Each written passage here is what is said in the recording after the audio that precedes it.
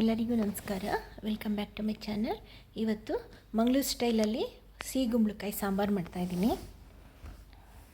ದೇವಸ್ಥಾನಗಳಲ್ಲಿ ಬಡಿಸ್ತಾರಲ್ಲ ಸಿಗುಂಬಳಕಾಯಿ ಸಾಂಬಾರು, ಆ ಥರ ಮಾಡ್ತಾಯಿದ್ದೀನಿ ನಾನಿವತ್ತು. ಅದಕ್ಕೆ ಒಂದು ಸಿಗುಂಬಳಕಾಯಿ ತೊಗೊಂಡಿದ್ದೀನಿ. ಆಮೇಲೆ ಒಣಮೆಣಸಿನ್ಕಾಯಿ, ಹುಣಸೆಹಣ್ಣು, ಬೆಲ್ಲ,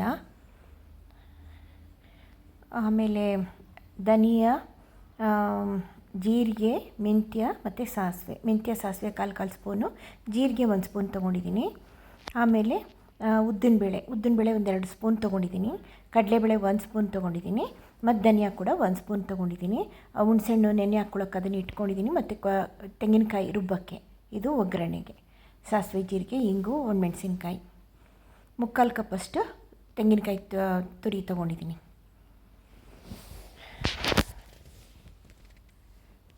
ಇದೆಲ್ಲನೂ ಈಗ ಚೆನ್ನಾಗಿ ಹುರ್ಕೊಂಡು ಫಸ್ಟು ಕುಂಬಳಕಾಯಿ ಎಲ್ಲ ಕಟ್ ಮಾಡ್ಕೊಂಡು ಅದನ್ನು ಬೇಯಕ್ಕೆ ಹಾಕೋಣ. ಕುಂಬಳಕಾಯಿ ಅಷ್ಟು ಚೆನ್ನಾಗಿಲ್ಲ ನೋಡಿ, ಅದು ಬಲ್ತಿಲ್ಲ. ಒಳಗಡೆ ಕಟ್ ಮಾಡಿದ್ಮೇಲೆ ಈ ಥರ ಇದೆ ಇದು. ಈಗ ಅದನ್ನು ಬೇಯಕ್ಕೆ ಹಾಕೋಣ. ಒಂದು ಅರ್ಧ ಬೆಂದ ಮೇಲೆ ಹುಣಸೆ ಹುಳಿ ಮತ್ತು ಬೆಲ್ಲನ ಅದಕ್ಕೆ ಹಾಕೋಣ.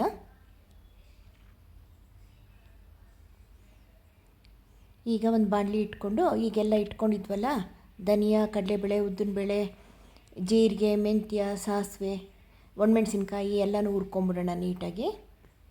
ಯಾವುದು ಸೀಬಾರ್ದು, ಸೀಸ್ದಂಗೆ ಕೆಂಪಗೆ ಎಲ್ಲನೂ ಹುರ್ಕೊಂಬಿಡೋಣ. ಹುರ್ಕೊಂಡು ಹಂಗೆ ಪುಡಿ ಮಾಡ್ಕೊಂಡು ಬರೋಣ. ಇನ್ನು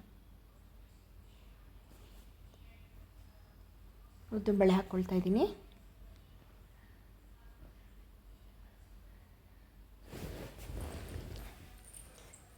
ಸಾಸಿವೆ, ಜೀರಿಗೆ ಮತ್ತು ಮೆಂತ್ಯ 3 ಒಟ್ಟಿಗೆ ಹಾಕ್ಕೊಳ್ತಾ ಇದ್ದೀನಿ. ಸಾಸಿವೆ ಮತ್ತು ಮೆಂತ್ಯ 2 ಒಂದು ಕಾಲು ಸ್ಪೂನ್ ತೊಗೊಂಡಿದ್ದೀನಿ. ಜೀರಿಗೆ 1 ಸ್ಪೂನ್ ತೊಗೊಂಡಿದ್ದೀನಿ. ಒಣಮೆಣಸಿನ್ಕಾಯಿ ಹಾಕ್ಕೊಳ್ಳೋಣ. ಎಲ್ಲನೂ ನೀಟಾಗಿ ಕೆಂಪಗೆ ಹುರ್ಕೊಂಡು ತೆಂಗಿನಕಾಯಿ ಜೊತೆಗೆ ಮಿಕ್ಸರಲ್ಲಿ ನೈಸಾಗಿ ಮಾಡ್ಕೊಂಡು ಬರೋದು. ಈಗ ನೋಡಿ, ಈಗ ಇದಕ್ಕೆ ನಾವೊಂದು ಸ್ವಲ್ಪ ಹುಣಸೆ ಹುಳಿನ ಹಾಕ್ಕೊಳ್ಳೋಣ. ಆಮೇಲೆ ಬೆಲ್ಲ ಕೂಡ ಅದಕ್ಕೆ ಹಾಕ್ಕೊಂಬಿಡೋಣ.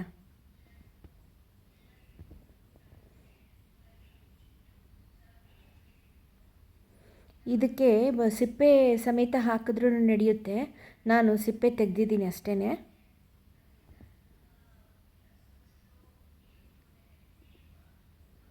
ನೋಡಿ, ಎಲ್ಲ ಹುರಿದಾಯಿತು. ಇವಾಗ ಇದನ್ನು ನೈಸಾಗಿ ರುಬ್ಕೊಂಬರೋಣ.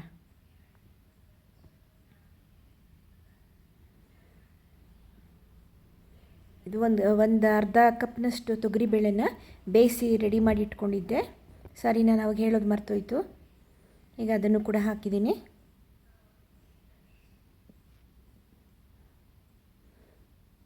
ಈಗ ರುಬ್ಬಿರೋ ಮಸಾಲೆ ಕೂಡ ಅದಕ್ಕೆ ಹಾಕ್ಬಿಡೋಣ.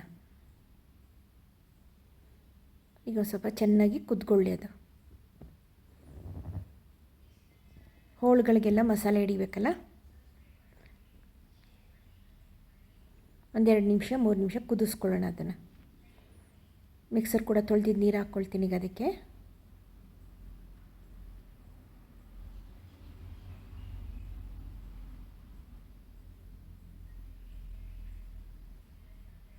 ಉಪ್ಪು ಹಾಕ್ಕೊಳ್ಳೋಣ ರುಚಿಗೆ ತಕ್ಕಷ್ಟು.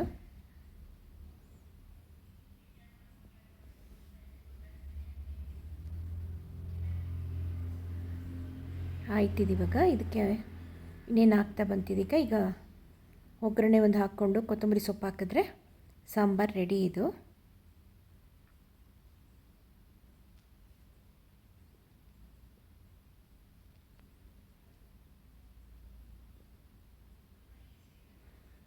ಕುಂಬಳಕಾಯಿ ಸ್ವಲ್ಪ ಚೆನ್ನಾಗಿ ಬಲ್ತಿದ್ರೆ ತುಂಬ ಟೇಸ್ಟ್ ಜಾಸ್ತಿ ಇರುತ್ತಿದ್ದು. ಇದು ಅಂತ ಕುಂಬಳಕಾಯಿ ಬಲ್ತಿರಲಿಲ್ಲ, ಎಳೆದಿತ್ತಿದು.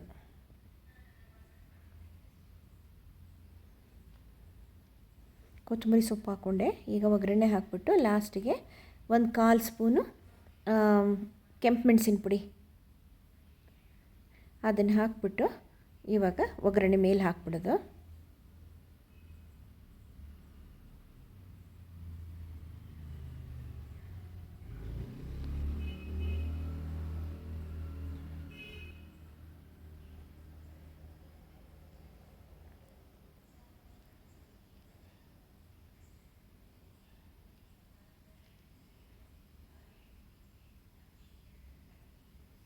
ನೋಡಿ ಸಾಂಬಾರು ರೆಡಿ.